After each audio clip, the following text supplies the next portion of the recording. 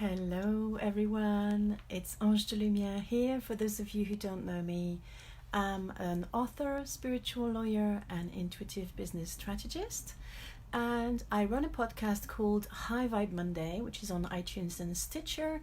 And for those of you who are watching this on YouTube, I also now post my podcast episodes as videos on YouTube as well. And today I'm going to come and talk to you about the power of your beliefs. So I have some notes here. I'm sorry if I don't always look at the camera. It's still something I'm getting used to. And I never know what I'm going to talk about ahead of time on my podcast episodes or my YouTube videos, because I actually tune into the energy and ask my guides, my spirit guides, what do people want to hear about today? So today they said the power of your beliefs. Now I did a bit of a Google search to find an image that would be suitable for my podcast show notes that you can find on my website, which is called unhelpful. You have the blog section is actually the show notes. And when I try to find an image for beliefs in Pixabay, which is where I get most of my images to illustrate my point, whether it's on Facebook, social media, or on my website, the only images that came up were religious images, which I found fascinating. So the reality is that we don't only have religious beliefs.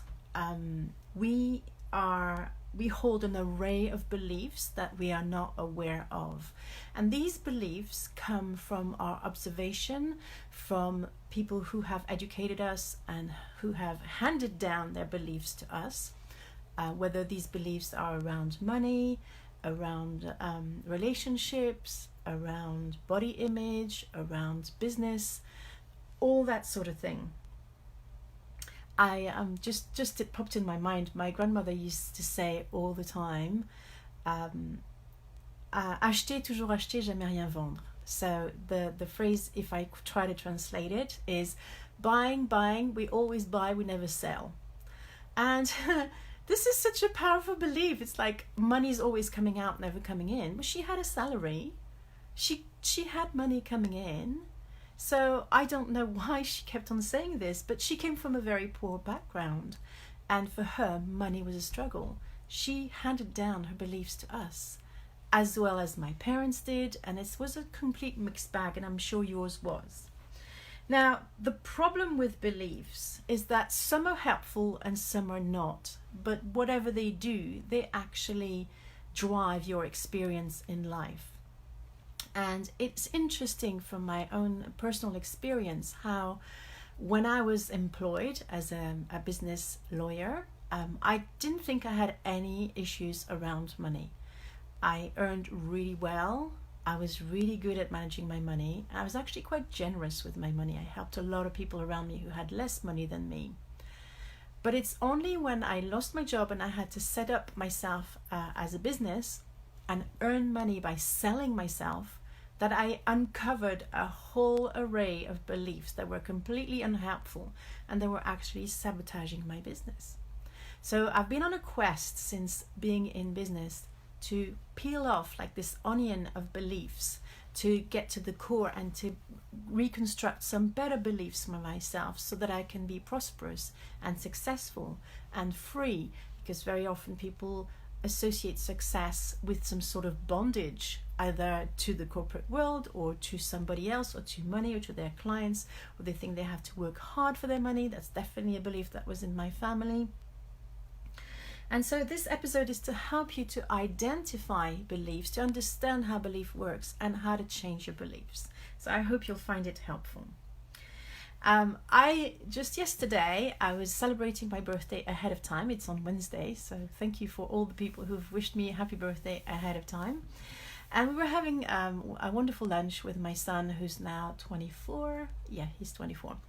It's my eldest son. And I know, when I look at him, I know his belief is that everything always works out for him. And I love that. I love that I've been able to hand down this to him despite my own challenges. And he's got this just, happy, settled, confident vibe about him. He was just back from a trip to India, and he was sharing all the things about his trip and how it went. So, it is possible to change your beliefs. I've changed so many of them. Interestingly enough, I came from a family where my dad was a devout Catholic, and my mum was an atheist with a really cynical tinge to it. And I know where it comes from, because she went through so much hardship in her life that she didn't believe in anything. And born from them, I'm actually believe in angels. And it's something that happened to me fairly recently, about 15 years ago, when I started to free myself from my heritage, my cultural heritage, and from my inherited beliefs. So over the course of our lives, we collect a lot of unhelpful beliefs, but we're not always conscious of them. And that's the thing. When a belief is subconscious, it literally is in the driver's seat, or it's like the sat-nav on your car that directs you, and you don't really have a choice. So it's incredibly important for you, if you want to be an awakened entrepreneur, if you want to be a conscious creator, to become aware of your beliefs. So I'm going to share with you a couple of the unhelpful beliefs I had in my business when I started that I've managed to turn around. One of the beliefs was, I don't know how to sell. And I actually thought sales were repulsive, probably because of the door-to-door people that used to come to us in Paris in my younger days, that would pester you, trying to sell you all sorts of things. And actually, very interestingly, I'm remembering a time when a man knocked on the door to sell some oriental carpets to my dad, and he ended up spending probably £4,000 on them, and then there was a massive crisis between him and my mum. So this is actually coming up right now as I speak to you. What a powerful story that I absorbed, because when we're children, anything that we hear or witness before we're 8 years old goes straight into us. We're sponges. We don't have any filters. We believe everything that people tell us. And so this is what makes the bed of your awareness, but you're not actually aware of what's beneath that. So I thought sales were repulsive. I thought I didn't know how to sell. I thought I couldn't have a successful business as a mum of 4 special needs children. And understandably, it got even worse when I decided to homeschool. I thought I can't possibly have a successful business when I'm homeschooled. I thought I never had enough time to build a business, that I was at a disadvantage with other people. I've managed to build most of that now, but it's taken me a long time. The other belief I had was that I'm too expensive. And then that people don't want to invest in themselves. That's the belief I had. I thought I could never make the same amount of money working as a clinical hypnotherapist, which is the first business that I built, as I did when I was a corporate lawyer, because it just didn't compute. I was selling my time for a certain amount of money that I thought people didn't want to buy anyway. And so I was setting up myself for failure, really, through all the beliefs that I had. Because what I want you to understand is that our beliefs create our reality. If you believe the world is a dangerous place, guess what? It will be, because you will attract to yourself dangerous situations.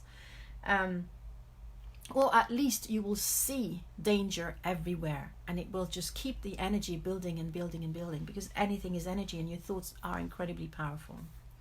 So the first step as an awakened entrepreneur is to become aware of your beliefs. So how do you do that? Well, first you listen to the words that you speak.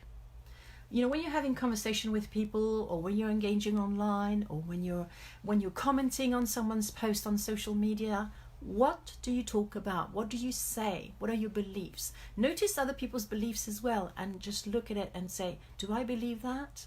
And start writing down those beliefs so you identify them. For example, I shared, I think before on this podcast, that I had a car accident in March, and my income in my business plummeted after the car accident, and it's still not regained the level that it had before the accident. And I kept on saying to everyone that the car accident killed my business. In September, I thought, no, I'm going to stop saying that, because I'm creating a reality and I'm perpetuating it. I'm feeding it. I don't need to feed this. I don't need to continue to say this. I've actually, over the summer, did some really good foundation work on my business, looked at things with a completely different eye. So it was actually an opportunity for me to rebirth my business, and my business is almost completely different than it was before the car accident. So this is not true. What I did is build some strong and wonderful foundations for my business, but what I was saying didn't match at all what I was doing. So what are you saying? What story are you telling? Do you feel compelled to talk about your struggles, things like that? So once you've identified your beliefs, which is step number 1, step number 2 is to notice when you voice it. Notice when you think it. Be aware of your thoughts. We have so many thoughts per day that we hardly pay attention to them, but they are there. And being mindful of our thoughts start to make us aware of what we think and how we look at the world. And despite what most people believe, we can change the way we see things. We can change the way we believe things. Our thoughts are not things that happen to us. We have a power over our thoughts. It does require training, and I often say that the mind is like a beautiful stallion. If you don't train your mind, then it can wreck your house. So it's very important to train your mind, and it's not as hard as you think it's going to be. Again, if you believe it's going to be easy, then it's going to be easy. If you believe it's going to be hard, then guess what? You're always right, whatever you believe. So it's time to change your beliefs so that you actually have beliefs that support you. You know, you could try to embrace new beliefs like, I'm so good at selling. People love me. I'm so authentic. I'm really great at connecting with people. I have a knack of knowing what they need. That sort of thing. Just turning it around. The right client is going to be happy to pay my prices. And that actually happened to me. From this time last year, I had a host of clients who paid VIP packages with me who were very happy to pay my prices. So it changed my belief, but I had to start. It's not like the universe is going to prove you wrong and then you change your belief. You have to change your belief first, and then the universe will meet you where you are. This is the power of the law of attraction. So keep at it. At first, it will feel artificial to say, I'm really good at sales, when you feel sales are yucky. But keep saying it, because your subconscious believes everything you say. So the more you're going to say it, the more it's going to become your truth. I have, for example, our front door is getting a bit old and we need to replace it. And before I was like, oh my God, we need to replace it. Now, every time I open my front door, I say to myself, we are getting a new front door. Isn't that wonderful that we're going to get a new front door soon? And I know this is actually helping us to get that front door. So just do that, okay? At first, when you feel a resistance when you're saying the new affirmation, or you could say, why is it so easy for me to make sales? If you notice some resistance, then I encourage you to do some journaling. And again, I'm going to refer back to the episode I did about journaling a while back. Actually, it's episode number 2, I think. And we're in episode 50, so it's quite a while back. And there's also another method that I absolutely recommend in the mindset thing, and I'm probably going to talk about it next week actually, because I haven't done an episode on it yet, and it's emotional freedom technique. I do have one video on my YouTube video about EFT, so if you want to go and check it out, feel free. It's a method where you tap on the meridians of your face, of your front and hands and arms, to free the emotional energy that is stored in your body. It's very efficient, and I'm sure if you haven't heard about it, it's very, very easy to find information on the internet about it. And then the 4th step, and it's very, very important, is act as if this new belief was your reality. So if you believed that you were amazing at sales, what would you do differently in your life? How would it feel? And just pretend for a while, act as if, until the energy builds and it becomes your new reality. Because Your current reality is actually an expression and a manifestation of your old beliefs. So it might take a little bit of time as you work on those new beliefs for the new reality to come through, but it doesn't have to take long. All it needs for you is not to keep looking at what is, and look at what you want to create rather than what you have created, which is your current reality. Now, sometimes we have these beliefs that are buried so deep in ourselves that we are not aware of them. And if you would like me to help you with that, I actually have a special introductory offers for people who have not worked with me, of 15 minutes. It's like laser coaching or it's a laser Akashic Records reading, to identify the top number one belief that is holding you back at this point in your business. So if you're interested in that, I will be sharing the link to book a session. They're only on Tuesdays at a certain limited time, so hopefully that will work out for you. But you always have a chance to book a full hour session with me whenever you want. All you need to do is to go on my website, I Can Help You Thrive, and on the main page there's my booking system. Now, what are business Akashic Records reading? Just so that you know, I have done a full episode on it, and I can't remember what number it is, but you can find it easily on my website again. But I tune in energetically to to whatever it is, because thoughts are energy. And I can read, as a psychic, I can read energy. So I'm able to look at the thoughts that you have within yourself. And if I open your Akashic Records, which is like the book of life for yourselves, that means that's the entire information about yourself, your past life, your current life, your future lives, whatever it is, I can see all of it. And sometimes these beliefs come from past lives as well. So you could have a belief that doesn't make sense in this current life. For example, I think I shared last week, I had a belief that if I got hungry, I would die. And that didn't make sense at all, because I've never been famished in this lifetime, but I did die of hunger in a past life. So I had this terror almost of hunger as a child and as an adult. That didn't make sense. This is where clinical hypnotherapy is also absolutely wonderful, because you can dig into these beliefs, and you can actually replace them just by listening to meditation or something like that. And I also do have actually a set of meditation. If you're interested to buy them, I sell them for £12 each.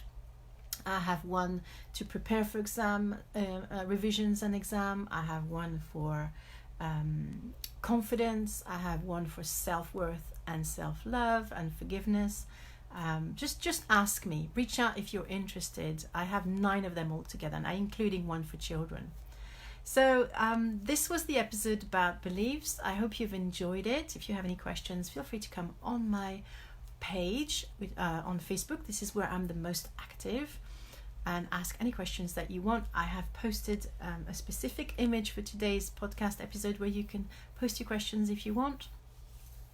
And my page is called I Can Help You Thrive, same as my website. I thank you so much for listening or watching this video, and I will talk to you again next week. I think it's going to be about EFT, but as always, I will tune into the energy to see what people want to hear about. Thank you so much, and I'll speak to you next week. Have a great week. Bye.